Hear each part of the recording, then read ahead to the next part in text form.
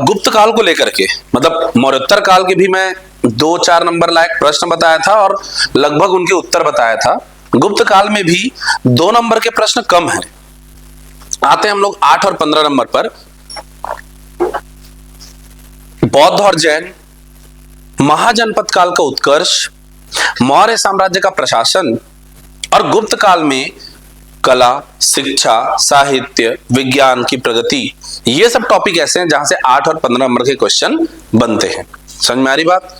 तो वैसे ही हमने देखा गुप्तकालीन भारत में विज्ञान और तकनीकी के विकास को रेखांकित कीजिए। 2 शब्द है, विज्ञान और तकनीकी। विज्ञान मतलब इस पृथ्वी में जो भी प्राकृतिक जो भी नियमावली है उस नियम को पढ़ना समझना ही विज्ञान है। जैसे गुरुत्वाकर्षण के बारे में जानना विज्ञान, कि कोई तो ऐसी शक्ति है जो हमें खींच करके रखी हुई है। गुरुत्वाकर्षण के बारे में जानना विज्ञान। अब इन नियमावली के प्रयोग से नए वस्तुओं का निर्माण करना जो मनुष्य के सुख सुविधा को बढ़ाए, वो है प्रौद्योगिकी। कि गुरुत्वाकर्षण जान गए, स्मॉल जी का वैल्यू पता चल गया, कैपिटल जी पता चल गया, तो अब हम लोग क्या करेंगे, ऐसा युक्ति बनाएंगे कि वो इस ग्रेविटेशन को पार करके चले जाए और ऊपर सैटेलाइट स्थापित हो जाए। तब जाके हमारे संचार, मतलब मीडिया में क्या होगा भाई, संचार कुशलता हमारी बढ़ेगी। समझ में आ रही बात? तो सैटेलाइट भेजना तकनीकी और गुरुत्वाकर्षण इत्यादि को जानना विज्ञान। भेजेंगे तो कौन सा धातु है जिसको भेजें, अधातु को भेजें, किससे वो बनेगा, उनके बारे में अध्ययन करना विज्ञान, और उससे उस सैटेलाइट को बनाना तकनीकी। समझ में आ रही बात? इस काल में विज्ञान तकनीकी में क्या हुआ, अब ये महत्वपूर्ण बात है। अब 2 चीजें हैं भारत में, विज्ञान और तकनीकी। तो यहां पर आपको मूल रूप से क्या बताना है, गुप्त काल में विज्ञान और तकनीकी में क्या हुआ था, विकास हुआ था। मुख्य रूप से 2 क्षेत्र थे, एक हमारा क्या, गणित का क्षेत्र और खगोल शास्त्र, दूसरा था हमारा क्या, आयुर्विज्ञान। इन दोनों बातों को बताओगे। अब बताएंगे कि गुप्त काल में जो राजभाषा है वो बन चुकी थी क्या, संस्कृत। ठीक है, इसलिए इस काल की जो रचनाएं हैं वो संस्कृत में हुई थी। इस समय गणित में विकास, पहला हेडिंग क्या हो जाएगा, गणित में विकास। गणित के बारे में आप बताओगे 4-5 नंबर के लाइक, 3-4 नंबर के लाइक आयुर्विज्ञान। गणित में विकास जैसे ही कहा आपने, आपको 3 नाम याद आने चाहिए। पहला आर्यभट्ट, दूसरा वराहमिहिर, तीसरे कौन याद आएंगे, ब्रह्मगुप्त। आर्यभट्ट के बारे में बताओगे आप क्या, इनको शून्य की खोज का श्रेय दिया जाता है, लिखा होता है ऐसा, तो आपको ही बताना है। इस बात पर कॉन्ट्रोडक्शन तो है कि शून्य की खोज आर्यभट्ट ने ही की थी या इस समय हुई थी। समझ में आ रही बात? लेकिन आप लिख सकते हो क्योंकि बड़ी बड़ी किताबों में ऐसा दिया हुआ है। तो आर्यभट्ट जी के बारे में बताओगे, आर्यभट्टियम की रचना की इन्होंने, सूर्य सिद्धांत इन्होंने लिखा। वराहमिहिर के बारे में बताओगे, इन्होंने बृहत संहिता और पंच सिद्धांतिका लिखा। ब्रह्मगुप्त ने ब्रह्म सिद्धांतिका लिखा। तो देखो, ग्रंथ के नाम ही अगर आप लिख देते हो तो उतना बात बन जाएगा। इसलिए इस आंसर को कैसे लिखना है बहुत ध्यान से देखना। गुप्त काल में विज्ञान और तकनीकी के विकास को रेखांकित कीजिए बोला, तो आप पहले जो है 8 नंबर की बात है भाई, तो आप सबसे पहले क्या करेंगे, आप जो है एक लाइन यहां पर बना लीजिएगा इस तरीके से, और यहां पर लिख देंगे क्या, यहां की राजभाषा क्या बन चुकी है भाई, संस्कृत। मतलब ये जो भी चीजें होंगी, विज्ञान की बातें होंगी, वहां है ऐसा आप बताना चाहते हो। और उसके बाद फिर आप यहां पर जो है स्टार लगा करके लिख दोगे क्या, आर्यभट्ट। और आर्यभट्ट लिख करके आर्यभट्ट की रचनाओं को 1 2 3 या 1 2 ही था क्या, 1 2, फिर उसके बाद में आप लिख दोगे क्या, वराहमिहिर।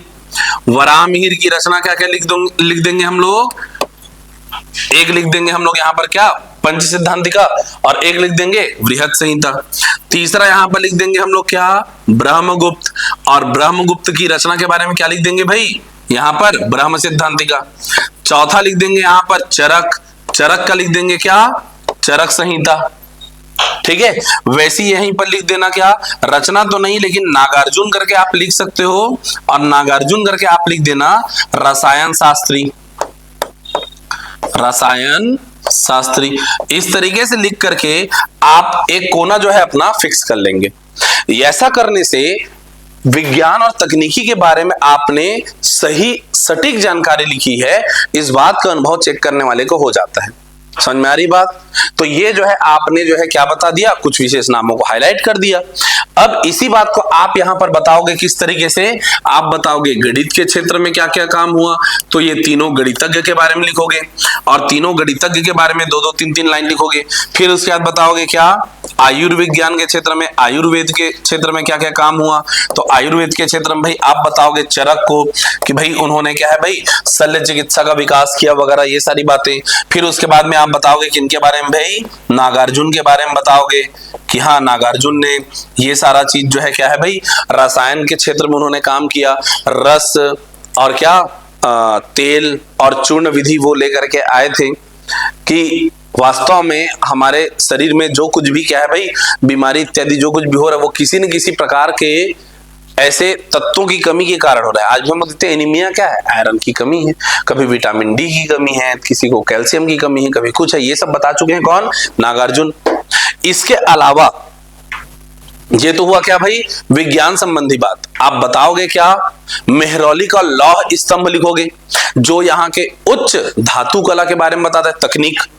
भाई कुछ ना कुछ तो गैल्वेनाइजेशन या कुछ तो वो जानते थे कि आज भी जो है मेहरौली का लौह स्तंभ बिना जंग लगे खड़ा है वैसे ही। ठीक है, यहाँ की मंदिर कला मूर्ति कला के बारे में आप बताएंगे। शुद्धतम धातु सोने के जो दिनार, सोने सिक्कों को यहाँ क्या बोलते थे, दिनार। तो भाई सोना को शुद्ध करना वो भी तो एक प्रकार का तकनीक ही है, बोलो हाँ की ना।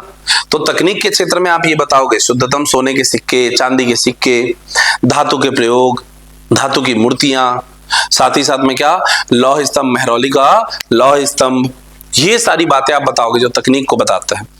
तो गुप्त काल में विज्ञान और तकनीकी का विकास हुआ था, इस बात को आप ऐसे उदाहरण के साथ में समझाएंगे तो बात समझ में आएगी, बोलो हाँ की ना। ठीक है बात। तो विज्ञान और तकनीकी लिख पाएंगे आप लोग 8 नंबर का, 8 क्या मुझे लगता है 15 लिख दोगे, इतना सुनने के बाद तो लिख लोगे ना। और ये लिखित रूप में आपके पास में पहुंचा हुआ है, उसमें से आप लोग एक बार देख लीजिएगा। फिर से वही क्वेश्चन है वास्तव में, विज्ञान की प्रगति पर टिप्पणी कीजिए। तो यहां पर कुछ अलग थोड़ी लिखना है, सेम आंसर ही कॉपी पेस्ट करना है, सेम आंसर। फिर से गणित और आयुर्विज्ञान वाला, ठीक है बात। चलो फिर आगे बढ़ते हैं हम लोग। 15 मार्क्स में अब आया है, गुप्तकालीन भारत में शिक्षा और साहित्य के विकास की समीक्षा कीजिए। किसकी बात आ गई अब, शिक्षा और साहित्य। अब जब शिक्षा और साहित्य और 15 नंबर में तो क्या करना है, अब सुनो ध्यान से। शिक्षा के अंतर्गत आपको विज्ञान को ही बताना है। शिक्षा के अंतर्गत क्या बताएंगे आप, तो यहां पर कैसे क्लासिफाई करोगे, शिक्षा और साहित्य जब है हमारे पास में, तो पहले आप शिक्षा के बारे में बताएंगे, और शिक्षा के बारे में बताते हुए एक आप गणित और खगोल शास्त्र बताओगे, गणित और खगोल शास्त्र, और दूसरा आप बताओगे क्या, आयुर्विज्ञान, आयुर्विज्ञान के बारे में बताओगे। इन्हीं को बताना ही शिक्षा है, इन्हीं को बताना ही क्या है भाई, शिक्षा और विज्ञान में प्रगति। दूसरा आप बताएंगे क्या, यहां पर साहित्य। दूसरी बात क्या बताओगे भाई आप, साहित्य के बारे में। तो साहित्य के बारे में वही बात बताओगे, संस्कृत को महत्व दिया गया था, आम जन जो है वो प्राकृत में ही कहते थे, और इन्हीं के आधार पर कुछ रचनाएं हुई हैं। तो उन रचनाओं को आपको बताना होगा। किसको बताना होगा, रचनाओं को बताना होगा। तो आप जो है अब इसको लिख करके प्रैक्टिस करके एक देखोगे कि यदि गणित और आयुर्विज्ञान को बताते हुए आप बगल में आर्यभट्ट, वराहमिहिर और क्या नाम है हम ना, ब्रह्मगुप्त, फिर चरक, नागार्जुन, इनका नाम लिख करके रखते हो, एक टेबल हमारा ये बन गया। फिर उसके बाद में आपने पूरा शिक्षा के बारे में बताया। फिर साहित्य के बारे में जब आप बताने जाओगे तो साहित्य के बारे में आप क्या एक्सप्लेन करोगे? साहित्य के बारे में आप एक्सप्लेन करोगे भाई संस्कृत जो है प्रमुख भाषा है, कालिदास की रचनाएं हैं, है ना, और ये विभिन्न प्रकार की ये रचना वो रचना। आप यहाँ पर साहित्यों में जो उल्लेख मिलता है जैसे देवी चंद्रगुप्तम, उससे जो है क्या है भाई रामगुप्त और चंद्रगुप्त और ध्रुव देवी की कहानी का पता चलता है। ऐसी सारी बातें बताएंगे आप यहाँ पर। लेकिन ध्यान रहे कि साहित्य के बारे में बहुत ज्यादा थ्योरी अगर आप नहीं लिख पा रहे हो, आपको रचनाओं के नाम लिखना जरूरी है। जैसे कालिदास आप लिखेंगे, प्रमुख साहित्यकार कौन रहे? कालिदास। तो कालिदास ने साहित्य के क्षेत्र में जो है योगदान दिया करके लिखोगे आप क्या क्या? मेघदूतम, विक्रमोर्वशीयम, मालविका अग्निमित्रम, रघुवंशम, कुमार संभवम, अभिज्ञान शाकुंतलम, विक्रमोर्वशीयम, ये बताओगे। ठीक है भाई। फिर वैसे ही आप बताओगे क्या? शूद्रक की रचनाएं, क्या बताओगे? मृच्छकटिकम, आप बताओगे विशाखदत्त, देवी चंद्रगुप्तम और मुद्रा राक्षस। आप बताओगे इसी काल में वात्स्यायन द्वारा कामसूत्र की रचना हुई, उसके बारे में डिटेल बता दोगे। इसी काल में विष्णु शर्मा ने पंचतंत्र की रचना की, ये आप बताओगे। ठीक है। भास के बारे में बताओगे, भास की रचनाओं को लिखोगे, स्वप्न वासवदत्ता वगैरह। ठीक है। तो इस तरीके से आप जो है देवी चंद्रगुप्तम बता दिया क्या मैं? ठीक है। तो इस प्रकार के जितनी भी रचनाएं हैं, रचनाकार हैं, उनकी सूची आपको बनानी होगी। यही चीज आपके प्री में भी काम आएगा। और यहां जब जैसी ही शिक्षा और साहित्य कह देता है तो आपको ये सूची बनानी बहुत आवश्यक है, वहां पर पूरा लिखना हो। 15 मार्क्स में ही एक है समुद्रगुप्त के विजयों का विस्तृत वर्णन कीजिए। ये देखो 2018 में आया हुआ क्वेश्चन। इस क्वेश्चन के लिए अब आपको टेबल नहीं, महत्वपूर्ण है मानचित्र। क्या महत्वपूर्ण है? चलो ध्यान से देख लो इसको कैसे बना सकते हो आप।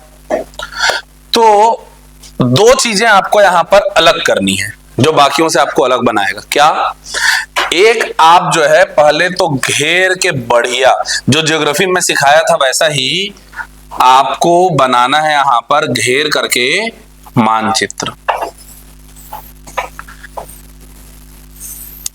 मैपिंग करोगे बढ़िया से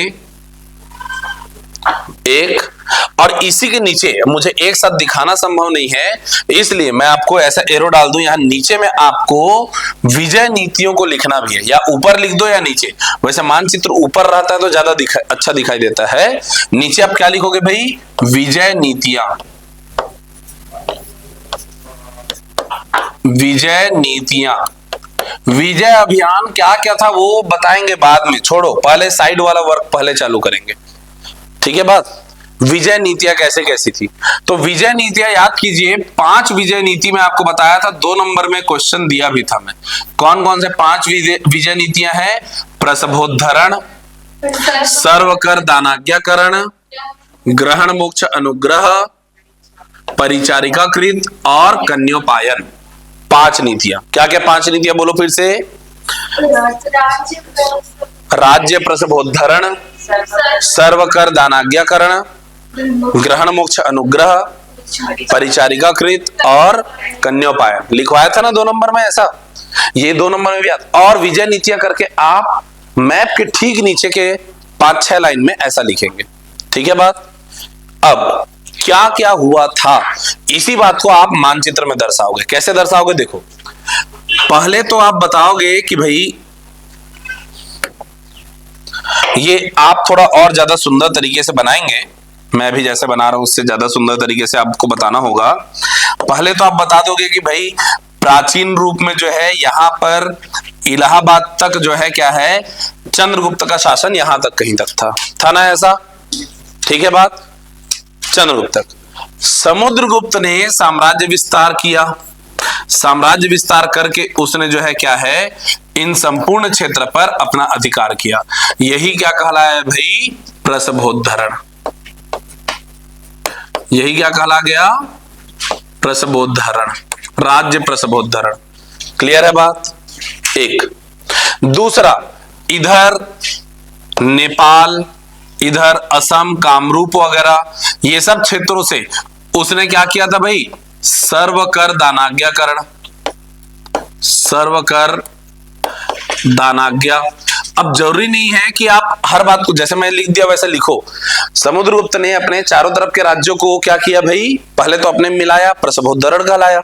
दूर के राज्य जैसे नेपाल हो गया, उधर असम और एकदम दूरस्थ क्षेत्र वगैरह से उसने क्या लिया? टैक्स लिया। सर्वकर दानाज्ञा, इधर भी सर्वकर दानाज्ञा, सर्वकर दानाज्ञाकरण की नीति इधर भी अपना रहा है।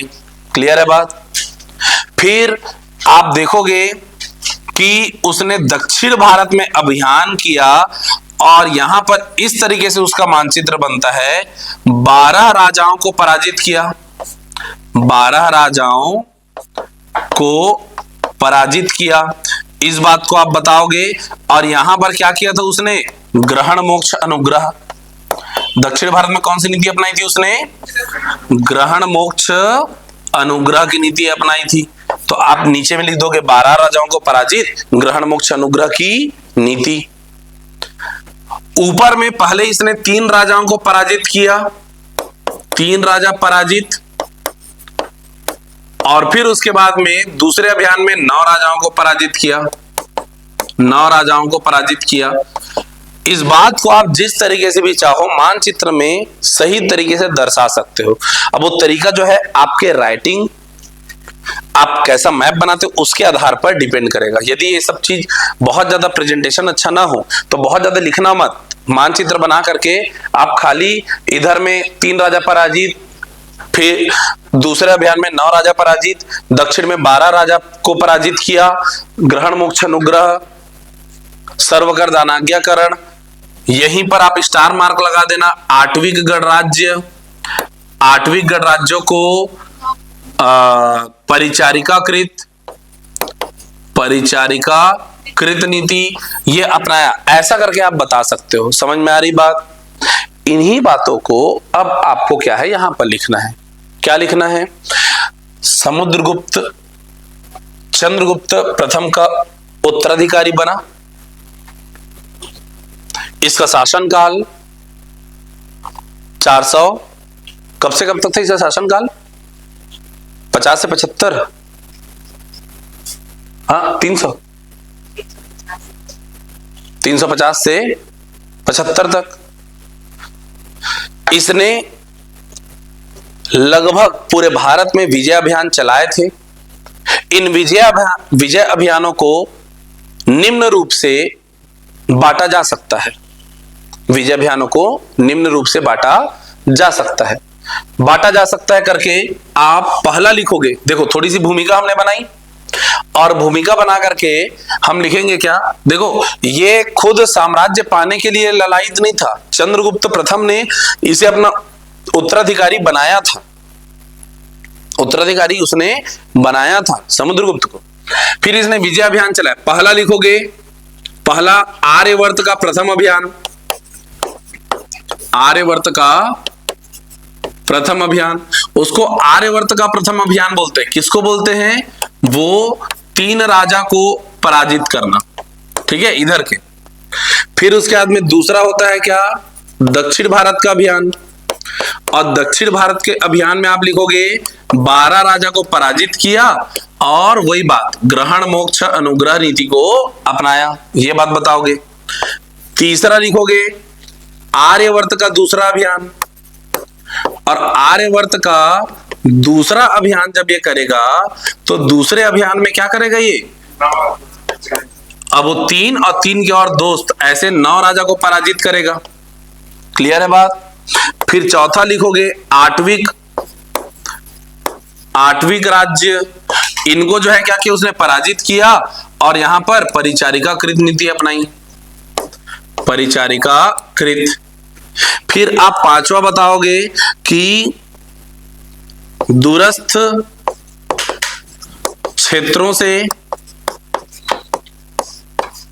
क्षेत्रों को पराजित कर टैक्स लिया, कर लिया, सर्वकर दानाज्ञाकरण की नीति। क्लियर है बात?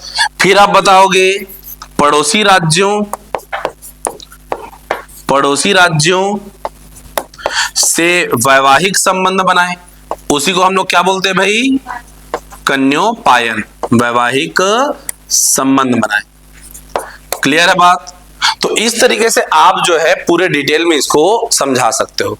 ऐसा समझाते हुए आपका 8-10 लाइन या उससे भी ज्यादा जो है यहां पर यूज होगा। क्या ये बातें समझ में आ रही है आपको? कहिए हाँ कि ना। तो ये बातें अगर आपको लगा कि ऐसा करने के बाद भी आपके पास जगह बहुत ज्यादा बच रहा है, तो आप उन विजय नीतियों को एक्सप्लेन कर सकते हो कि कहां ग्रहण मोक्ष अनुग्रह, किसके ऊपर कन्योपायन, किसको क्या। देखो 12 राजाओं को को उन्होंने पराजित किया है, उनको पूरा याद रखना, 9 राजाओं को याद रखना मुश्किल काम है। अगर रख ले तो बहुत अच्छी बात है, मुश्किल काम है, लेकिन ये आप विजय नीतियों को एक्सप्लेन कर सकते हो कि नहीं। उसके पश्चात आप ये भी बताओगे विजयों के विस्तृत वर्णन, विजयों की जानकारी के स्रोत, विजयों के जानकारी के स्रोत। एक हेडिंग आपका ये भी बनेगा, समझ में आई बात? क्या हेडिंग बनेगा भाई? जानकारी के स्रोत। जानकारी के स्रोत में आप क्या बताओगे? जानकारी का एक स्रोत तो है भाई बड़ा सा प्रयाग प्रशस्ति। प्रयाग प्रशस्ति के 4थे श्लोक में बताया गया है कि चंद्रगुप्त ने समुद्रगुप्त को क्या किया भाई? चंद्रगुप्त ने समुद्रगुप्त को अपना उत्तराधिकारी बनाया। और 7वें श्लोक में लिखा है कि समुद्रगुप्त ने किस तरीके से अपने विजय अभियान किए। समझ में आ रही बात? बोलो हाँ कि ना। तो एक हमको कहां से पता चला? अभिलेख। दूसरा जानकारी के स्रोत क्या है? इसके सिक्के। सिक्के 6 प्रकार के सिक्के हैं इसके, जिनमें से 5 प्रकार का सिक्का किसको? इसके विजय अभियान को दर्शाता है। पहला परशु सिक्का, व्याघ्रहनन सिक्का, धनुर्धारी सिक्का, हाँ वीणावादन सिक्का भी बताओगे, लेकिन वो युद्ध को नहीं दर्शा रहा है। लेकिन इसे 6 प्रकार के सिक्के हैं, तो वीणावादन बता देना। क्या क्या सिक्का बोला हमने? बोला तो परशु सिक्का, व्याघ्रहनन सिक्का, धनुर्धारी सिक्का और गरुड़ सिक्का, अश्वमेघ सिक्का। ये 5 सिक्के इसके विजय अभियान को दर्शाते। गरुड़ सिक्का कब जारी किया? नागवंशों को पराजित कर। अश्वमेघ सिक्का जारी कर रहा है, मतलब ये अश्वमेघ यज्ञ करवा रहा है, वो पता चलता है। परशु सिक्का में अपने आप को इसने कृतांत परशु कहा है। कृतांत अर्थात यम परशु, मतलब मेरे सामने जो है काट दूंगा वाला। धनुर्धारी सिक्का भी इसके युद्ध कौशल को दर्शा रहा है।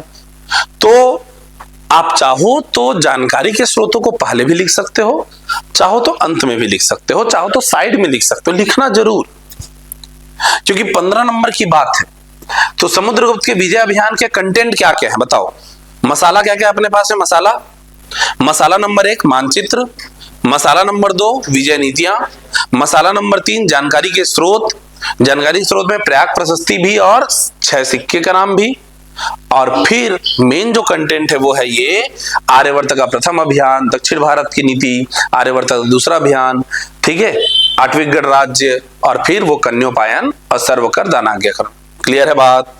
बोलो हाँ कि ना। इतना में इत्मीनान से आप 15 नंबर के लायक लिख सकते हो। अब ये आपके राइटिंग के ऊपर है, आप क्या को इंक्लूड करोगे, क्या को एक्सक्लूड करोगे।